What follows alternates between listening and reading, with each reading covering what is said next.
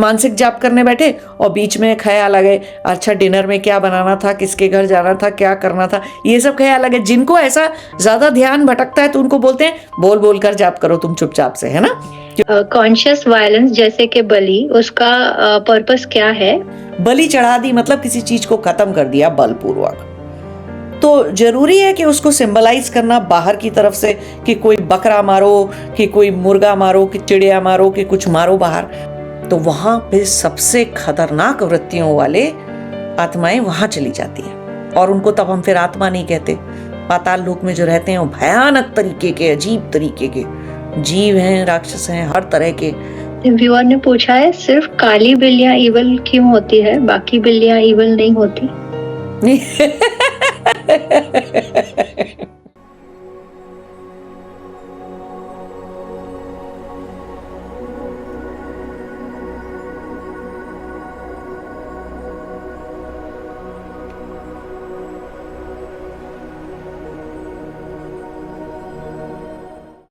नमस्ते, जय शिवाय। आज हमारे साथ योगिनी जी हैं, और क्या पी रही हैं योगिनी जी आज आप? आज जल, शुद्ध जल। हाँ, जल मेरे पास भी है। तो हम लोग स्मूदी एंड समाधि से जल समाधि पे आ गए। खतरनाक है। Not bad.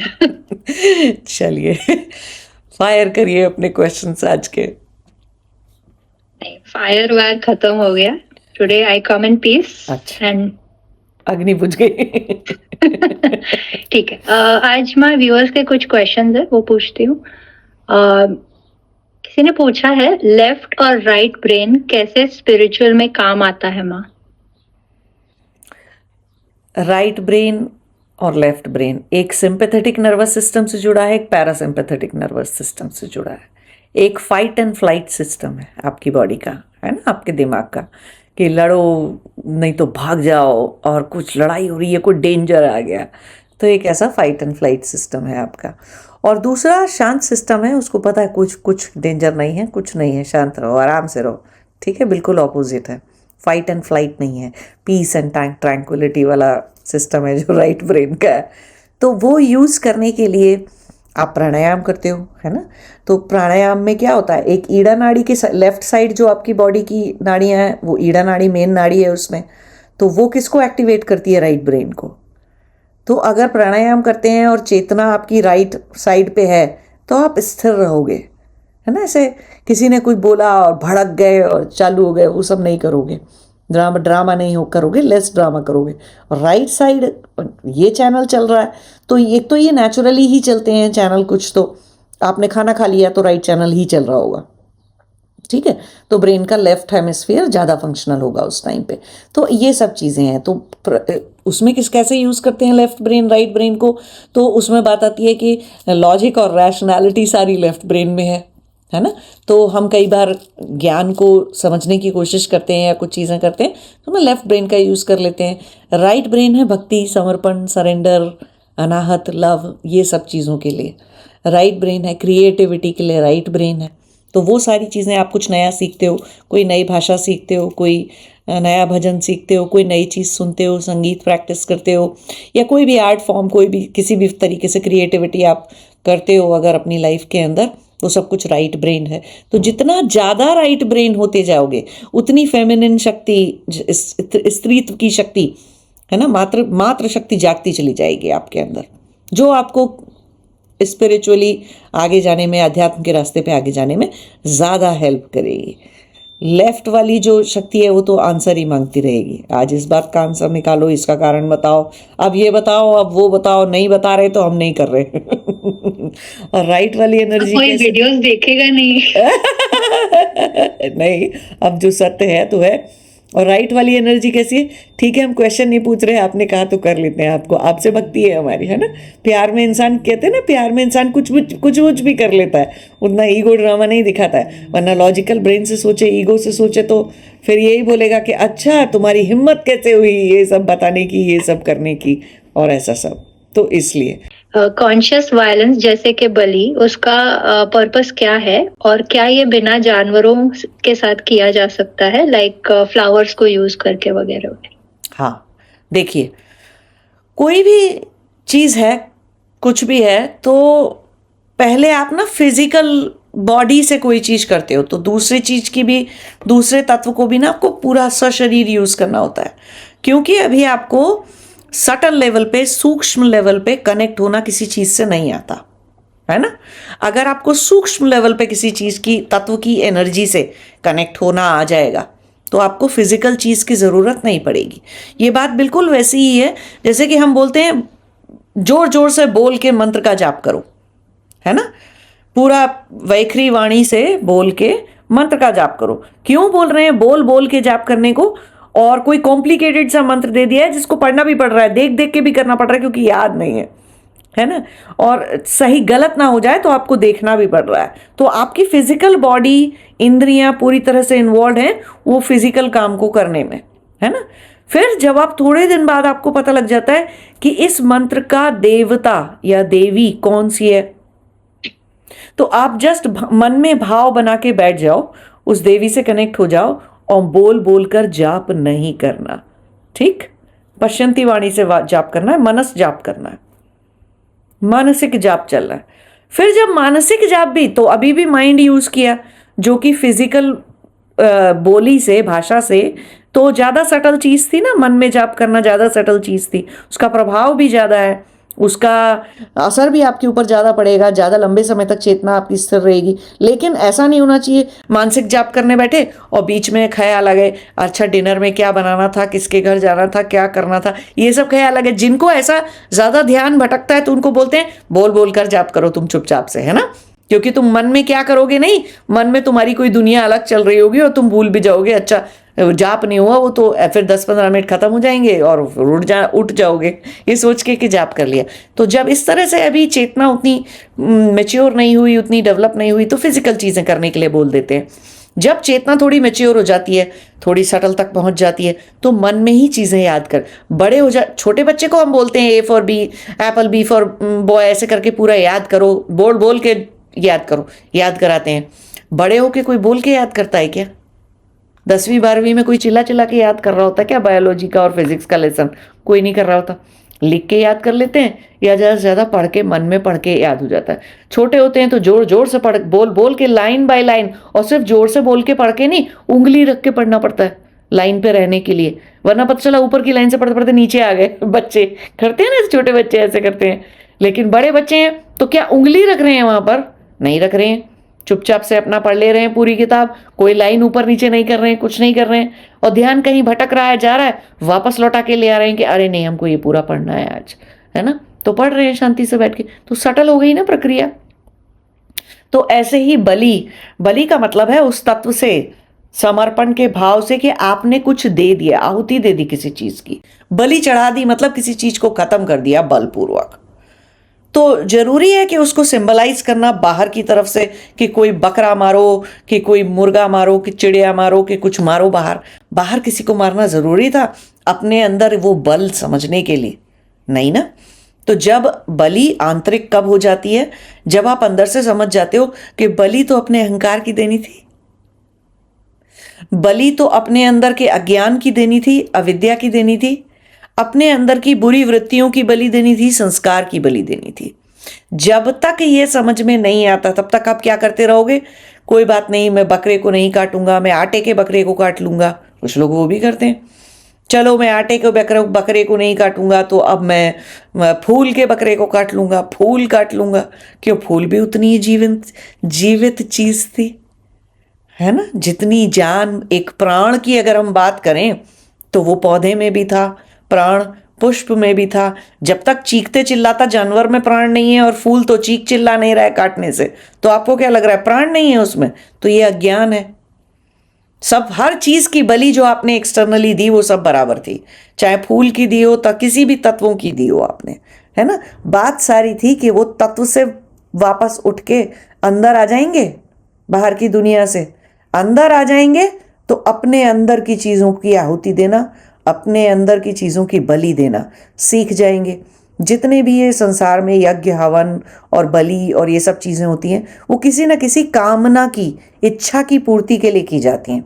है ना, कि भगवान जी ये कर दो तो मैं ये कर दूंगा, भगवान जी मुझे ये दे दो तो मैं ये बलि चढ़ा दूंगा, या कॉन्शियस एक शक्ति जगाने के लिए की जाती है, शक्ति की स्थापना, जैसे कि बलि आर्मी वाले लोग भी करते हैं। कभी भी किसी युद्ध पे जा रहे होते हैं तो उससे पहले वो उस देवी का, उस शक्ति का आशीर्वाद लेने के लिए रक्त का तत्व चढ़ाते ही चढ़ाते हैं। लेकिन वहां वो गलत नहीं है, वो उस देवी की शक्ति को अपने अंदर जगा रहे हैं, जिससे कि वो उतना जो खून खराबा होने वाला अभी, उसको देखकर उनके मन मस्तिष्क पे खराब प्रभाव ना पड़ जाए, है ना।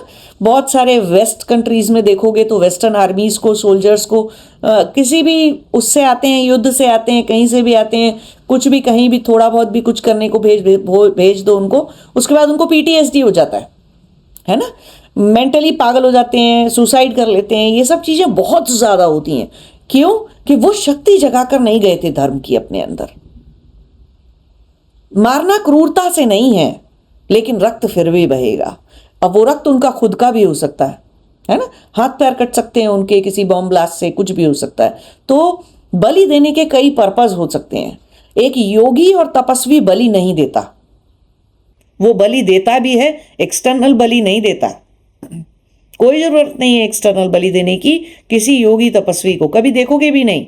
कभी किसी साधु सन्यासी को, किसी वैरागी को कभी कोई कुछ बाहर काटते पीटते मारते कूटते देखा है? फूल की भी बलि दे रहे होते हो, फूल चढ़ा देते हैं भगवान पे, वो भी गिरे हुए फूल चुन के लाते हैं, तोड़ते नहीं है पेड़ में से फूल।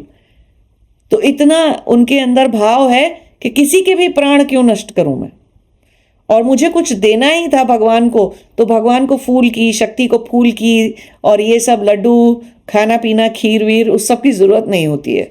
उनको जरूरत है आपके अंदर के अहंकार, अज्ञान, अविद्या को लेने की, है ना।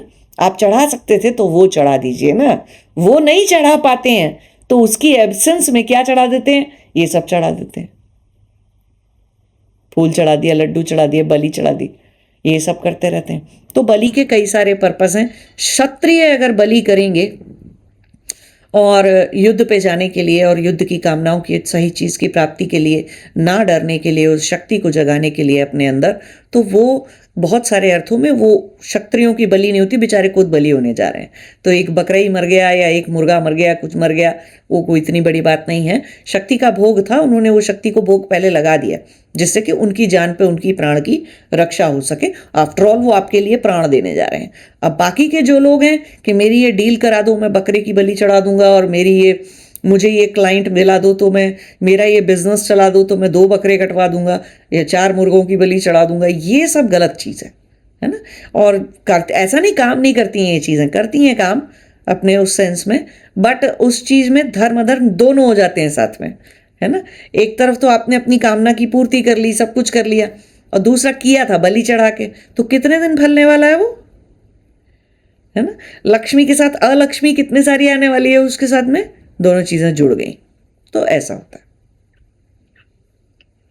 माँ, अहंकार की बलि कैसे चढ़ती है? अज्ञान अविद्या दूर कर करके, अपनी सारी अस्मिताएं मिटा लेने से। अहंकार पूरी तरह, अहंकार खाली किसी चीज में नहीं है। अहंकार का कंटेनर, अहंकार का वो बैग, बास्केट क्या है जिसमें वो हमेशा सेफली बैठा रहता है, रखा रहता है, वो है आपकी अस्मिताएं, आपकी आइडेंटिटीज। तो आपके अंदर एक अलग तरह का अहंकार है माँ होने का, एक अलग तरह का अहंकार है एक और नारी होने का, एक अलग तरह का अहंकार है पढ़े लिखे होने का, एक अलग तरह का अहंकार है कोई इंडियन होने का या नॉर्थ इंडियन होने का या साउथ इंडियन होने का, एक अलग तरह का अहंकार है कि मुझे कहीं कोई हानि ना पहुंचा दे तो मैं जो है, ये सब इतनी डिफरेंट सारी आइडेंटिटीज़ है ना आपकी।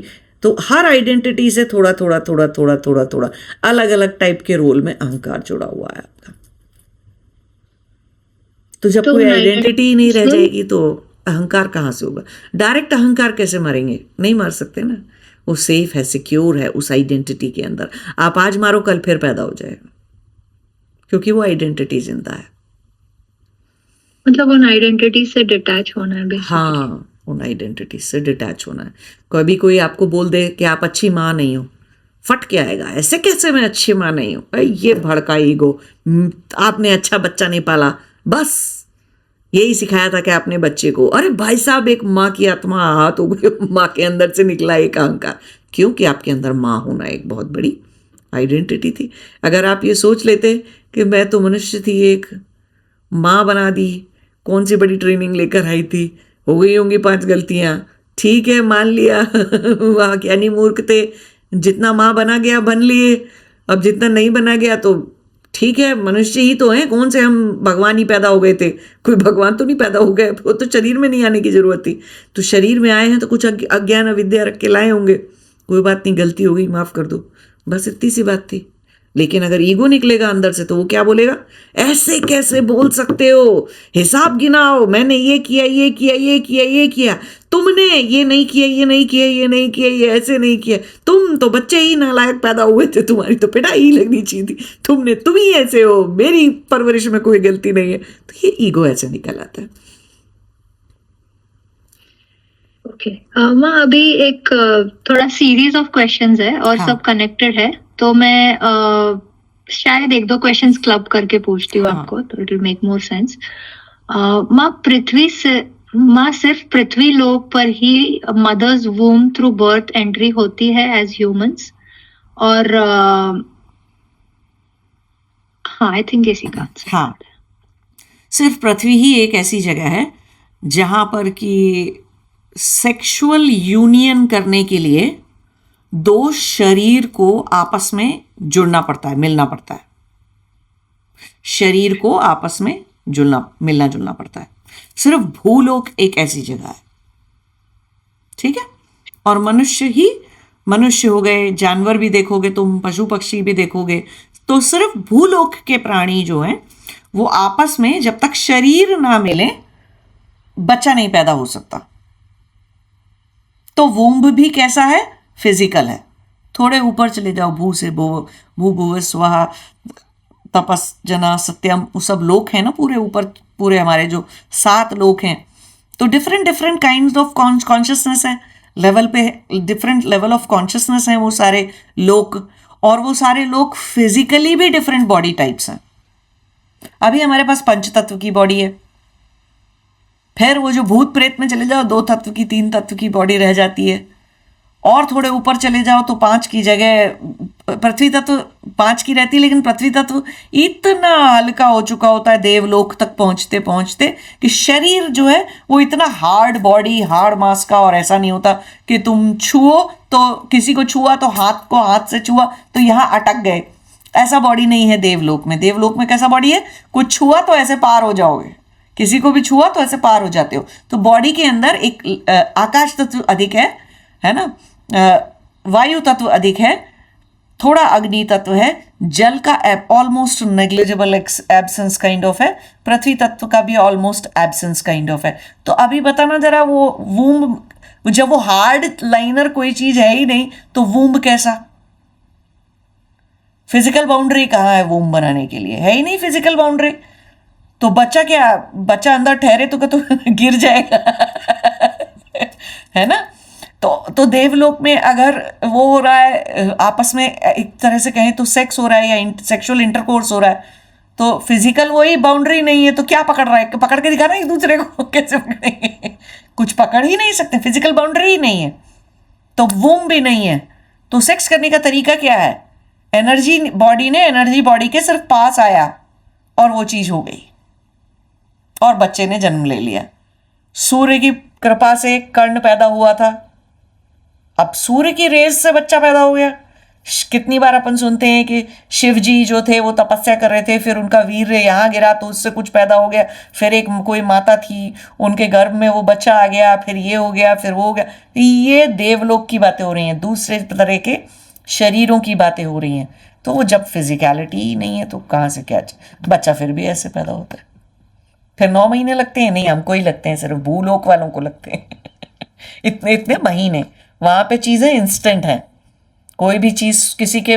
फिर और थोड़ा सा ऊपर के लोक में चले जाओ तो ऐसे एनर्जी बॉडी को भी छूना नहीं पड़ता है, क्योंकि फिर वो भी नहीं है, अग्नि ही नहीं है। अग्नि नहीं है तो रूप नहीं है, रूप नहीं है तो कुछ देखने के लिए नहीं है। तो तुम्हारे और मेरे शरीर में कोई डिफरेंस ही नहीं है, कोई बाउंड्री ही नहीं है। अगर सब कुछ सिर्फ आकाश तत्व और वायु तत्व हो जाए तो दिखेगा ही कुछ नहीं। हवा दिखती है क्या बाहर, आकाश तत्व दिख रहा है क्या, नहीं दिखता है। तो वहां पे मीटिंग कैसे करेंगे, तो सिर्फ विचार जन्य है, चित्तजन्य है। सोच लिया किसी के बारे में तो प्रेग्नेंट हो गए तुरंत, और सोच लिया कि पुत्र पैदा हो जाए, कुछ हो जाए या संतान पैदा हो जाए, हो गया। करना कुछ नहीं पड़ा, थॉट भी इनफ था। क्योंकि थॉट किस पे चलता है? इलेक्ट्रिकल एनर्जी किस पे चल रही है? वायु पे। वायु तत्व और आकाश तत्व, और ऊपर चले जाओ, उसके बाद कोई सोच नहीं रहा है कि कोई संतान पैदा हो जाए ऐसा कुछ भी हो जाए, वहां उससे भी ऊपर जो लोग हैं, सारे अच्छे लोग जो हैं, उसमें लोग इतना ही सोच रहे हैं भगवान परमात्मा से मिलने हमें और कुछ नहीं चाहिए, ना बच्चा, ना वूम्ब, ना नारी बनना, ना पुरुष। फिर वहां पे स्त्री पुरुष का डिफरेंशिएशन भी नहीं है ना। कई सारी आप लोगों में कहानियां पढ़ते हो, कुछ करते हो, तो आपको पता चलेगा कि स्त्री पुरुष ये सब कुछ था ही नहीं। तो शक्ति के डोमेन के लेवल पे जब हम पहुंच जाते हैं, उतना ऊपर के लेवल पे जब पहुंच जाते हैं, तो शक्ति स्त्री या पुरुष नहीं होती है ना। चाहे वो देवी की हो, हम ऐसे अपने समझने के लिए देवी देवता करते रहते हैं, लेकिन एक्चुअल में वो जो शक्ति है वहां पर कुछ भी स्त्री पुरुष है ही नहीं। तो फिर गर्भ की बात नहीं आती, तो फिर इस तरह से मिलन की बात नहीं आती। शक्ति एक हो चुकी है वहां पर, तो ऐसे कोई विचार ही नहीं आते, ऐसा कोई थॉट ही नहीं आता। सिर्फ जब वहां से गिरते गिरते गिरते गिरते नीचे यहां तक आ जाते, तो ऐसे सब विचार आते हैं। इतना सेपरेशन दिखाई देता है। तो ये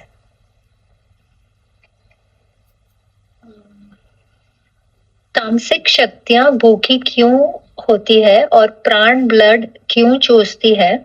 और तामसिक शक्तियां भी पृथ्वी लोक पर ह्यूमंस थी, उनको मोक्ष या बंधन से मुक्त नहीं होना था क्या? उसमें भी राग द्वेष और अज्ञान होता है। हाँ, सब कुछ होता है। तो जीते जी अगर एक मनुष्य के अंदर राग द्वेष ड्रामा और सब सारा ड्रामा था, अगर उसके अंदर जीते जी, और उसने कोई अपनी, आज क्या सारी दुनिया स्पिरिचुअल पाथ पे, आध्यात्म के मार्ग पे चल रही है? नहीं चल रही है।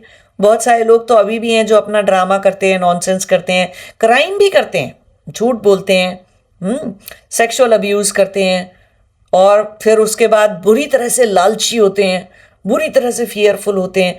तो हर कोई तो अपनी वृत्तियां इस जन्म में गंवा नहीं देगा, तो तमस ही तमस बढ़ती चली जाती है उनके अस्तित्व में, काला ही काला होता चला जाता है। तो क्या होगा बाद में? मरने के बाद क्या होगा? उनके अंदर इतनी भी एनर्जी नहीं बची है कि मरने के बाद ना एक लेवल क्रॉस करना पड़ता है। एक लेवल ऑफ कॉन्शियसनेस है जिसे सबको क्रॉस करना पड़ता है। उसको आप उसी चीज को ना वो वैतरणी नदी कह देते हैं, मतलब इस नदी के पार जाओ। वो नदी एक्चुअल में ना लेवल ऑफ कॉन्शियसनेस को पार कर जाने की चीज थी, उतनी देर शक्ति मेंटेन कर जाने की चीज थी जिससे आपका लोक ट्रांसफर हो जाए, है ना। आप पितृलोक में चले जाओ।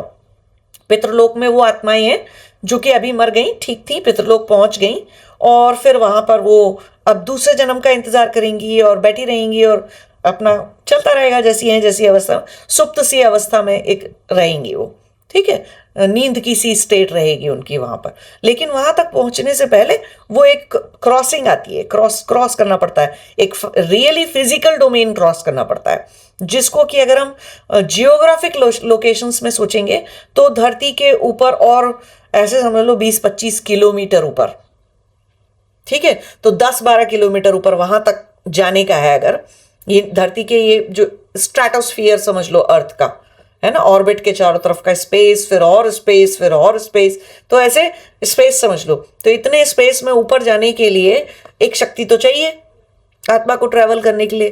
तमस है भारी, क्योंकि जीते जी कोई अच्छा काम किया नहीं, अपने आप को सुधारा नहीं, अपने कर्म सुधारे नहीं, तो गुरुत्व बहुत ज्यादा है, ग्रेविटी बहुत ज्यादा है। तमस ग्रेविटी पैदा करती है, और ग्रेविटी सिर्फ पृथ्वी होल्ड करती है, ग्रेविटी पृथ्वी के पास है। तो वो ऊपर तो जा नहीं पा रहे हैं, क्योंकि अभी वो इतने लाइट हुए नहीं। पूरे ही लाइट हो गए होते तो देवलोक चले गए होते, स्वर्ग चले गए होते, किसी अच्छे लोक में लैंड कर गए होते। अगर इतनी आत्मा इतनी लाइट हो गई होती कि पृथ्वी तत्व और जल तत्व और अग्नि तत्व तीनों छूट जाएं, तो देवलोक चले गए होते। लेकिन वो तीनों बंधे हुए हैं, पृथ्वी तत्व भी बंधा हुआ है, क्योंकि इतना लोभ लालच इतना सब कुछ था। अब भले ही अगले जन्म में सुअर बन के पैदा हो, लेकिन वो जो बीच का वेटिंग टाइम है उतने में वो तामसिक शक्ति क्या कर रही है, जा सकती ही नहीं कहीं और। तो जितने लोग भूत प्रेत बनते हैं, जितने लोग गंदी टेंडेंसीज के होते हैं, वो उस रिवर को पार नहीं कर पाते, तो वो धरती के आसपास, लोगों के आसपास घूमते रहते हैं। अब घूमते रहेंगे तो जीते जी भी कांड कर रहे थे, कुछ ना कुछ उपद्रव कर रहे थे, तो मरने के बाद भी वही करते रहेंगे। एक आत्मा वही कर रही थी, वही करती रहेगी। तो इसीलिए सुधरने के लिए बोलते हैं, अच्छे कर्म करने के लिए बोलते हैं। और ऐसा नहीं कि ऐसा करते में उनको मजा आ रहा है, मजा नहीं आ रहा, तड़प रहे हैं एक्चुअली अब वो बहुत ज्यादा, क्योंकि वो रोज कुछ खाने आते हैं, खा पाते ही नहीं, भूख मिटती ही नहीं।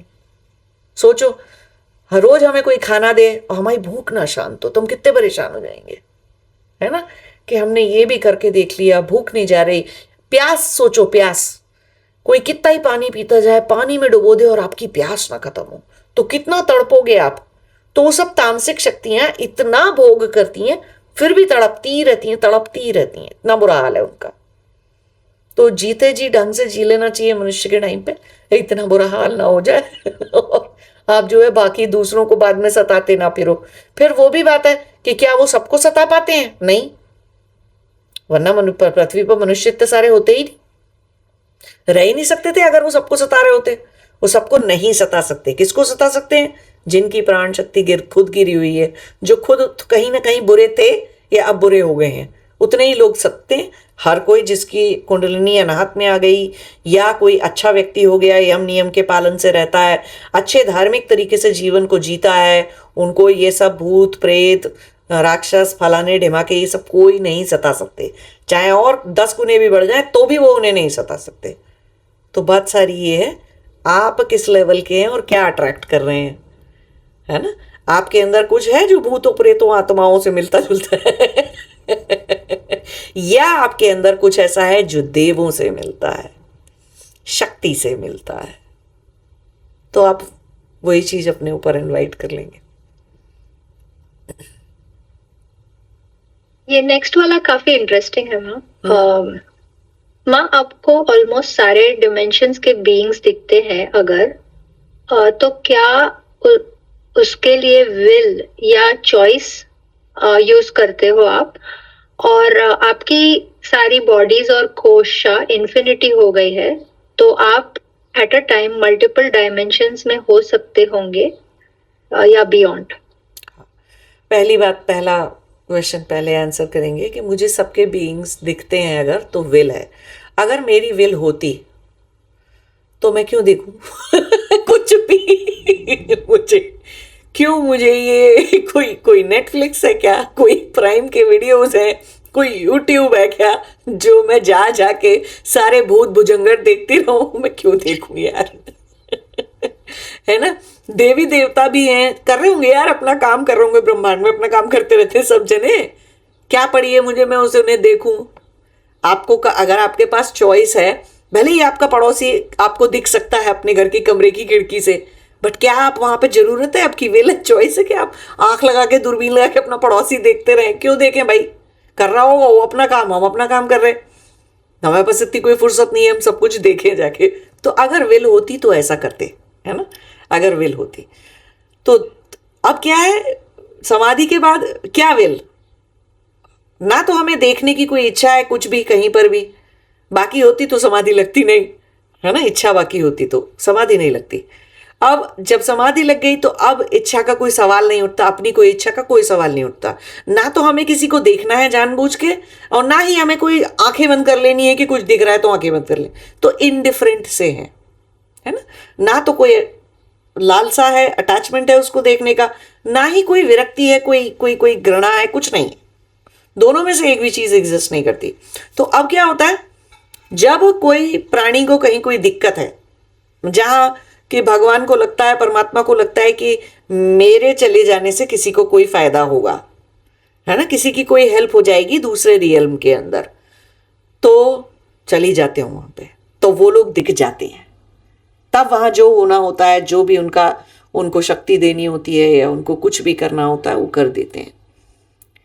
कई बार कुछ ऐसी आत्माएं भी आसपास आ जाती हैं मेरे, जो कि वूम्ब लेने के लिए, गर्भ लेने के लिए, दोबारा से पैदा होने के लिए बहुत तरस चुकी होती हैं, बहुत तड़प चुकी होती हैं, बहुत ज़्यादा, बहुत वेट टाइम उन्होंने कर लिया होता है। कुछ तो वो उनका एक आध कोई कर्म रहेगा जहां उन्होंने कभी कुछ अच्छा कर्म किया होगा। तो परमात्मा की कृपा से वो मेरे पास आ जाते हैं या मैं उनके पास पहुंच जाती हूँ, जैसे समझना है समझ लो। कैसे फिजिकली तो कुछ नहीं हो रहा है, फिजिकल बॉडी से तो कहीं आ जा नहीं रहे रियल में, तो कैसे एक्सप्लेन करें। लेकिन हाँ, वो पास आ जाती हैं, तो मैं अगर उन्हें छू दूं, मैं उनको उनके ऊपर हाथ रख दूं। अब हाथ रख दूं का मतलब ये हाथ फिजिकल हाथ नहीं जो सटल बॉडी होती है जब, तो जो सटल बॉडी से जो एनर्जी का हाथ है, अगर मैं वो रख दूं तो वो तुरंत गर्भ में चली जाती हैं, तुरंत गर्भ ले लेती हैं, वो पैदा हो जाती हैं वो। तो अगर हम मनुष्य हैं और मनुष्य बुद्धि से सोचें कि इसको बेच देते हैं, इसको नहीं बेचते हैं, कहाँ कौन से बेसिस पे करेंगे हम ये? है हमें क्या पता कि कितने पीछे कर्म है या क्या नहीं है। परमात्मा ने जहां आपको भेजा, परमात्मा अपने आप देखेगा किसको जन्म देना है, किसको मृत्यु देनी है, किस लोक में किसको क्या मदद होनी है, कौन कितनी आत्माएं कहां भरी पड़ी हैं और क्या कर रही हैं, सबकी सब, और कब किसका क्या कर देना है, वो परमात्मा को पता है, हमको नहीं। तो समाधि के बाद हम बस रहते हैं, एग्जिस्ट करते हैं। जहां ले जाए परमात्मा, जहां भेज दे परमात्मा, जो दिखा दे या जो नहीं दिखा दे, दोनों ही तरीके से। हमारी अपनी कोई ऐसी, हमारे अंदर कोई इच्छा नहीं जाग रही है कोई कुछ लेने मच रही है कि हम जाके कहीं पे कुछ करें या देखें या टांग अड़ाएं अपनी, ऐसा कुछ नहीं होता है। और मना भी नहीं कर रहे कि परमात्मा कहेगा तो, जहां कहता है परमात्मा के संग ही है, एक तरह से देखा जाए तो हमेशा उसके अंदर ही है, परमात्मा के अंदर ही है। तो अब मैं जहां जाऊंगी मेरी किडनी भी तो जाएगी, राइट? तो परमात्मा जहां जहां है, मैं वहां वहां हूं ना। तो जब जहां होना होगा, जो होना होगा, वो वैसे हो जाता है। तो कोई विल की, चॉइस की कोई बात आती नहीं है। अब रही बात कि पंच कोशाओं का अनंत हो जाना, इन्फिनिट हो जाना, तो उसमें एक बात ध्यान रखनी चाहिए, ये कोशा तो यहीं रहेगी। पंच तत्वों में से पृथ्वी तत्व, जल तत्व, अग्नि तत्व यहीं रहेगा, यही है, इसका कुछ नहीं हो सकता, इसमें और कोई बदलाव नहीं आ सकता। बदलाव सिर्फ आकाश तत्व में आता है। आकाश तत्व आपकी फिजिकल बाइंडिंग को कम कर देता है। तो हमारे अंदर उतनी लोकलाइज, समाधि के बाद ना उतनी लोकलाइज्ड कॉन्शियसनेस, उतनी लोकलाइज्ड चेतना नहीं रह जाती है। हम हर वक्त अपने शरीर का उस तरह से ध्यान नहीं रख सकते जितना हम समाधि से पहले रखते थे। लेकिन फिर भी जितना रखना होता है वो परमात्मा ही रखता होगा, हम नहीं रख रहे। अब वो भी अपने आप रख जा रहा होगा, और नहीं रख जा रहा होगा तो ना सही, ठीक है, कुछ नहीं हो रहा है उतना। तो अब ये 3 कोशाएं जो हो गई, प्राणमय कोश हो गई, वो भी बहुत बड़ी हो जाती है, अनंत नहीं होती है प्राणमय कोश, बहुत बड़ी हो जाती है। तो ह्यूमन परसेप्शन में इतनी बड़ी है कि अनंत कह सकते हैं। मनोमय कोश वो तो शुद्ध हो गई, प्योर हो गई बिल्कुल, तो विज्ञानमय कोश बड़ी हो गई। और आनंदमय कोश तो अनंत होती ही होती है, हमारी नहीं, सभी की अनंत होती है, सिर्फ समाधि वाले लोगों की नहीं, सभी की अनंत है आनंदमय कोश। तो वो जरूर अनंत हो गई। तो क्वेश्चन क्या था? अनंत हो जाती है तो आप एट अ टाइम मल्टीपल, हाँ, हो सकते हैं, मल्टीपल जगह पे हो सकते हैं, हो सकते हैं। लेकिन उसको भी देखने के लिए वो चाहिए कि कौन रूप को एक्सट्रैक्ट कर लेता है, देख लेता है। अगर सिर्फ शरीर आकाश, वायु और अग्नि तत्व का होता तो रूप एक्सट्रैक्ट कर लेते। ये बात भूत प्रेतों को देखने में भी आती है।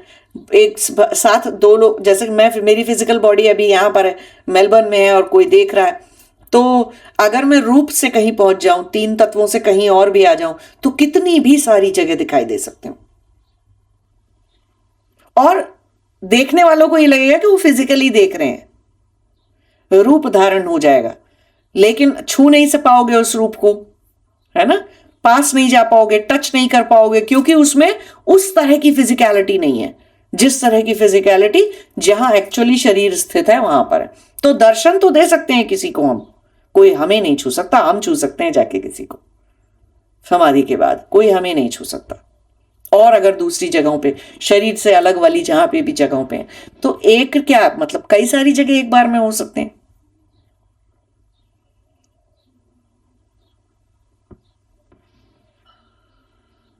माँ किसी ने पूछा है व्हाट इज पाताल लोक, मतलब पाताल लोक क्या है और ये क्या एक सिंबल है जो हमारे एग्जिस्टेंस के अंदर है? कोई सिंबल नहीं है, एक्चुअल जगह है पाताल लोक। ठीक, सारे लोग फिजिकल जगह तो है ही, लेकिन उसके अलावा वो लेवल ऑफ कॉन्शियसनेस भी है। ठीक है, पाताल लोक में प्राणियों को, मनुष्यों को कर्म, मनुष्य अपनी कर्म देह सिर्फ यही थी, है ना। ये जो बाकी सारी भोग देह है हर लोक में, 7 नीचे के लोक और 7 ऊपर के लोक, सब कुछ भोग देह रखते हैं लोग। सिर्फ भूलोक जो होता है वो, उसमें क्या हो रहा है, उसके अंदर हम कर्मा करते हैं। किसी ने इतने जघन्य अपराध कर दिए, मान लो कोई सीरियल किलर है या कोई हिटलर है या कुछ भी है, तो उसके अंदर मारने की, क्रूअल्टी करने की एक बहुत ही सॉलिड, बहुत ही भयंकर वृत्ति डेवलप हो गई। अभी ऐसे को इंसान, और उसके पाप बहुत सारे हो गए उससे, है ना। वो मारता ही चला गया लोगों को, काटता कूटता पीटता चला गया, तो ऐसे बहुत सारा क्राइम हो गया उससे, बहुत सारे खराब कर्म हो गए। तो मनुष्य शरीर तो मिलेगा नहीं, जानवर का भी नहीं मिलेगा। क्यों नहीं मिलेगा जानवर का? कि कौन सा सबसे हिंसक जानवर दुनिया में है? शेर, है ना। शेर हो गया, जकाल हो गया, ये सब जो मार के खाने वाले जानवर हैं, हिंसक प्रवृत्ति के, वो भी तो तभी मारेंगे किसी को जब भूख लगेगी, फालतू बैठ के तो मारेंगे नहीं। तो एक आदमी को, और एक शेर कितना बूढ़ा हो सकता है? 60, 70, 80, 100 साल का एक शेर हो सकता है ना। तो 100 साल में भी उसकी वो वृत्तियां, उसका वो पाप खर्च नहीं होगा। फिर और कितने साल, क्या उसको 10,000 बार शेर ही बनाते रहे तो भी काम नहीं चलेगा? तो कोई ऐसी चीज नहीं बची जहां पर, जिस लोक में उसे भेजा जा सके। उसकी वृत्तियां, उसका पाप कर्म इतना जघन्य है, इतना अधम वो प्राणी गिर चुका कि अब उसे पाताल लोक ही जगह मिलती है। तो वहां पे सबसे खतरनाक वृत्तियों वाले आत्माएं वहां चली जाती हैं, और उनको तब हम फिर आत्मा नहीं कहते। पाताल लोक में जो रहते हैं वो भयानक तरीके के, अजीब तरीके के जीव हैं, राक्षस हैं, हर तरह के, मतलब बहुत ही भयावह सिनेरियो है वो पाताल लोक का। बहुत ही गंदा, बहुत ही खराब जगह है वो, जहाँ पे वो प्राणी चले जाते हैं। और क्यों बोलते हैं कि वो भूतल से नीचे है? वहाँ पे पृथ्वी तत्व और जल तत्व का ही शरीर है मोस्टली, तो उस जगह का रास्ता भी जल वाली जगह से होके जाता है। तो समुंदर के अंदर से जाके डायमेंशन चेंज हो जाती है। गए तो समुंदर के अंदर आप, पानी में, तो पानी में चलते जाते तो ऐसे सोचो कि अर्थ है, अर्थ के ऊपर पानी है, पानी में कहीं तो नीचे जमीन आएगी, लेकिन उसमें जमीन नहीं आती। पोर्टल में से सीधा क्रॉस होके आप बिल्कुल पाताल लोक में, दूसरे रियल में पहुंच जाते हैं।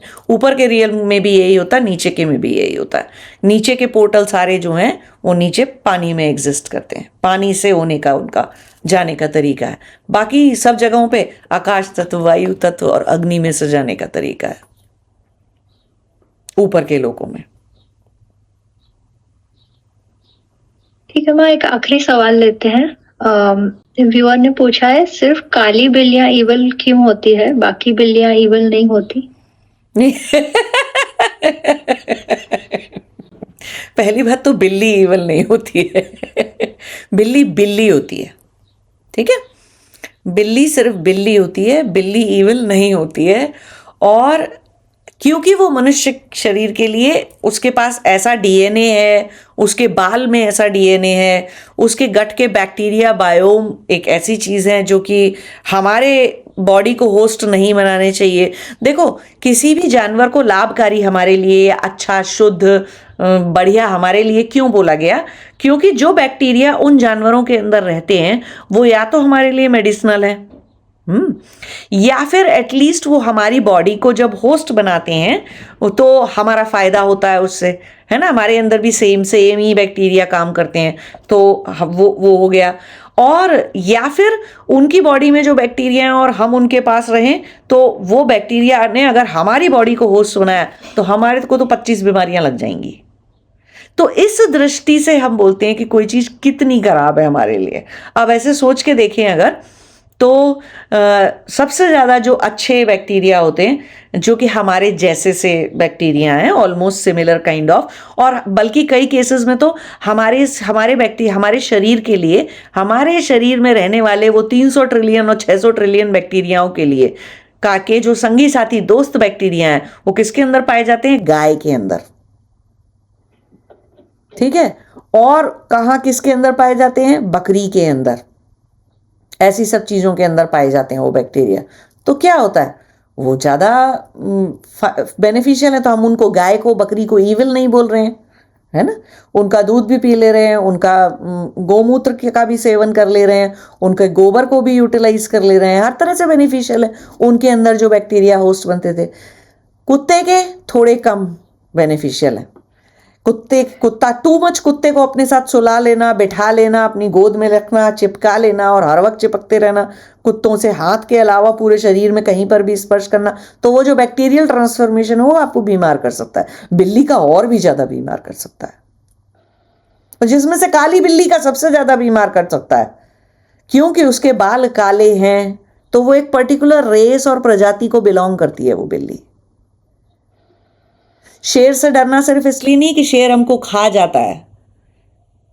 मान लो शेर का मुंह बांध दें और वो कभी हमें खा ना पाए, उसके नाखून काट दें उसको नेल, क्या कहते हैं उसे, नेल स्पा दे दें उसको, बेचारे के नाखून काट के शेर को, फिर भी क्योंकि वो हिंसक जानवर है, उसके अंदर जो बैक्टीरिया रहते हैं हमारे लिए बहुत खराब है मर जाएंगे। किसी भी फीलाइन कैटेगरी जिसमें कि बिल्ली आती है, लोमड़ी आती है, और क्या ये शेर आता है, तेंदुआ और ये पैंथर, जो भी सब ये जो पेड़ पे चढ़ जाते हैं लेकिन हैं सारे हिंसक प्रजाति के जानवर, इनके अंदर जो बैक्टीरिया साइकिल पूरी करते हैं, वायरस जो साइकिल पूरी करते हैं, वो वायरस अगर हमारे शरीर को होस्ट बना जाएंगे, हम खत्म। तो काली बिल्ली के लिए क्यों बोला जाता है? वो एक डिफरेंट रेस, डिफरेंट प्रजाति को बिलोंग करती है, उसके बाल काले हैं, तो उसके डीएनए में कुछ चीज़ें हैं जो आपका डीएनए बदल सकती हैं, गर्भ गिरा सकती है काली बिल्ली। हर काली बिल्ली ऐसी करेगी ऐसा नहीं है, वो एक पर्टिकुलर काइंड ऑफ काली बिल्ली होती है। अब लोग काली बिल्ली से इतना डर गए हैं कि हर तरह की काली बिल्ली उन्हें काली बिल्ली नजर आती है, जबकि ऐसा है नहीं। वो एक स्पेशल वैरायटी, एक स्पेशल डीएनए रखने वाली एक काली बिल्ली है वो, जो एक्चुअली बहुत बुरी होती है। कैसे पहचाने, कैसे करें, अब उसके लिए आपको बिल्ली शास्त्र पढ़ना पड़ेगा मतलब बिल्ली के ऊपर बहुत सारी रिसर्च करनी पड़ेगी। मिल जाएगी आपको कहीं ना कहीं कोई रिसर्च मिल जाएगी जिसमें बिल्ली की वो स्पेसिफिक वैरायटी है जिसका DNA is very far away from human DNA, which carries, that cat carries lot of different viruses जो हमारे लिए घातक हैं, एक्चुअली बहुत ही घातक हैं। गर्भ का गिर जाना और पीरियड्स गड़बड़ हो जाना, काली बिल्ली ये सब कुछ कर सकती है। तो जब तक आपको पता नहीं है कि वो कौन सी special variety of species of काली बिल्ली है, तब तक मान लीजिए कि बस काली बिल्ली ठीक नहीं है, आपके लिए अच्छी नहीं है। ठीक, चली जाए, जहाँ कहीं भी रहे वो रहे, है ना। अब तो उनको घर में इतना इनवाइट नहीं करते, घर में उनको रखते नहीं, इसीलिए बिल्लियों को पाला नहीं जाता था। और बिल्लियाँ पाल सकते भी नहीं है, बिल्लियाँ पलती थोड़ी हैं कोई, बिल्लियाँ तो अपनी ज़िंदगी अपने उसमें रहती हैं, कोई कुत्ता थोड़ी होती हैं वो कि आपके पास प्यार से आ जाएंगी और आपको, आप घर आओगे तो पुचकारती रहेंगी, ये सब करेंगी। कुत्ते जैसा बिहेवियर नहीं होता बिल्लियों का। बिल्लियाँ आज़ाद किस्म की होती हैं, वो कहती हैं तुम्हें आ रहा होगा तो पड़ रही होगी हमारी, तो हम तो बाहर हैं, हम अपना मस्त हैं अपनी। और बिल्लियाँ डोमेस्टिकेट नहीं की जा सकती, है ना। वो रहती जरूर है आसपास, बट डोमेस्टिकेशन नहीं हो सकता जितना कुत्ते का किया जा सकता है। तो कुत्ता फिर भी, लेकिन वही है, कुत्ता बिल्ली वो सब आजकल घर में लोग रख लेते हैं, घर के छोटे छोटे घरों में, फ्लैट्स में और सब जगह पे नहीं रखना चाहिए। पर्पज़ उन सब चीज़ का अलग है। अध्यात्म वाले लोगों को थोड़ा कुत्ता बिल्ली पालने का इतना वो नहीं करना चाहिए इतनी कोशिश नहीं करनी चाहिए, छोड़ दो, रब बख्श दो। राग निकालने के और भी बहुत तरीके थे, कुत्ते बिल्ली पे मत निकालो अपना राग। ठीक है माँ, thank you very much for answering all these questions. आपने अपना टाइम निकाला और इतना हमें ज्ञान दिया। आपने टाइम निकाला, आपको बहुत बहुत धन्यवाद, बहुत बहुत नमस्कार। और बाकी सब लोगों को, हमारे दर्शकों को भी, और आप लोग बताइएगा कि आपको कुछ सहायता मिल रही है, और जो भी प्रश्न हो कमेंट में लिखकर ज़रूर पूछिएगा, हम लोग नेक्स्ट टाइम पिकअप करेंगे और सभी प्रश्नों का आंसर देंगे। बहुत बहुत धन्यवाद।